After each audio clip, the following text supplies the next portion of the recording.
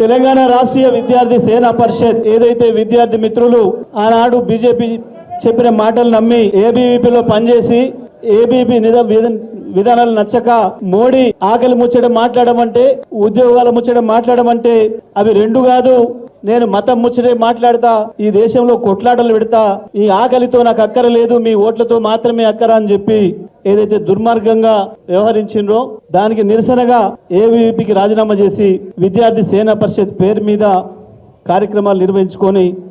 గత 3-4 సంవత్సరాలుగా పోరాటాలు చేసి ఈ సంవత్సర కాలంగా ఏదైతే తెలంగాణలో వచ్చిన ప్రభుత్వం దుర్మార్గంగా వ్యవహరిస్తూ తెలంగాణ హక్కులకు భంగం కలిగిస్తూ తెలంగాణ హక్కుల్ని వాళ్ళ గురువులకు ఆంధ్ర గురువులకు అమ్ముకుంటూ ద్రోహం చేస్తూ కేసీఆర్ గారు చేస్తున్న అభివృద్ధిని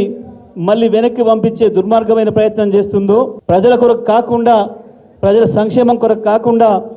వాళ్ళ జేబులు నింపుకోవడానికి ఏదైతే పనిచేస్తుందో ఈ ప్రభుత్వ నిర్ణయాలకు వ్యతిరేకంగా కొట్లాడాలని చెప్పి ప్రారంభించి నా దగ్గరికి వచ్చినప్పుడు నేను వాళ్ళకి ఒకటే సలహా ఇచ్చిన సందీప్తో పాటు తన మిత్రులకు, తమ్ముడు మీరు వ్యక్తిగతంగా ఈ రకంగా ఉండి కొట్లాడడం కష్టం అవుతుంది, ఇవాళ రాష్ట్రంలో మళ్ళీ పాత పరిస్థితులు రావాలి, తెలంగాణ రాష్ట్ర అభివృద్ధి మళ్ళీ కొనసాగాలంటే అది కేవలం కేసీఆర్తో సాధ్యమవుతుంది, బీఆర్ఎస్ పార్టీతో మాత్రమే సాధ్యమవుతుంది, మీరు కూడా బీఆర్ఎస్లో చేరి విద్యార్థి ఉద్యమ కార్యక్రమాల్లో భాగస్వాములు అయితేనే సరైన న్యాయం చేయగలుగుతారు. మన ప్రాంతానికి పర్టికులర్గా సూర్యాపేట జిల్లాలో కేసీఆర్ గారు వచ్చిన తర్వాత జరిగిన అభివృద్ధి ఏందో, నల్గొండ జిల్లాలో జరిగిన అభివృద్ధి ఏందో మీరు చూసిన వాళ్ళు,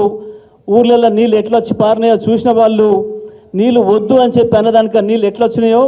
ఇవాళ నీళ్ళ కొరకు ఎదురు చూడాల్సిన దుస్థితి ఎందుకు వచ్చిందో అవన్నీ ప్రతి గ్రామంలో చూసిన వాళ్ళు కాబట్టి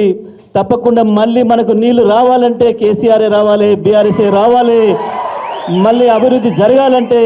బీఆర్ఎస్తోనే సాధ్యమైంది. మీరు వచ్చి బీఆర్ఎస్లో చేరండి, బీఆర్ఎస్ పార్టీతో కలిసి పనిచేయండి అని చెప్పి నేను అడిగిన వెంటనే తన కార్యవర్గం అందరితో మాట్లాడుకొని అన్న తప్పకుండా వస్తాం, మేము కేటీఆర్ అన్నను చూస్తున్నాం ఎంత డైనమిక్గా ఏ రకంగా నడుపుతున్నాడో పార్టీని, తప్పకుండా మేము కేటీఆర్ అన్న నాయకత్వంలో పనిచేస్తాం, తప్పకుండా రేపటి భవిష్యత్తు తెలంగాణ కేటీఆర్ అన్నతో సాధ్యమవుతుంది, మా యువకులందరికీ కళలు సాధ్యమవుతాయి అని చెప్పి మేము పనిచేస్తామని చెప్పి వచ్చి ఈరోజు విలీనం కొరకు ముందుకు వచ్చినందుకు మీకు అందరికీ కూడా పేరు పేరున సందీప్తో సహా కార్యవర్గము కార్యకర్తలుగా పనిచేసిన మీ అందరికీ పేరు పేరున స్వాగతం తెలియజేస్తా ఉన్నాం బీఆర్ఎస్ తరఫున. తప్పకుండా విద్యార్థులంటే ఎట్లా ఉంటుందో మళ్ళొక్కసారి ప్రభుత్వానికి చూపిద్దాం, విద్యార్థులు కదిలితే ఏం జరుగుద్దో ఒకసారి మళ్ళొకసారి చూపిద్దాం. తప్పకుండా ఇవాళ ఇంత పెద్ద ఎత్తున కదిలి వచ్చి మీరు ఈ కార్యక్రమాన్ని రాత్రి 7 అయినా సరే 8-9 అయినా ఉంటామని చెప్పి ఉన్నాం. మీ స్ఫూర్తి ఏదైతే ఉందో, మీ స్పిరిట్ ఏదైతే ఉందో తప్పకుండా విద్యార్థి ఉద్యమ చరిత్రలో సూర్యాపేటకు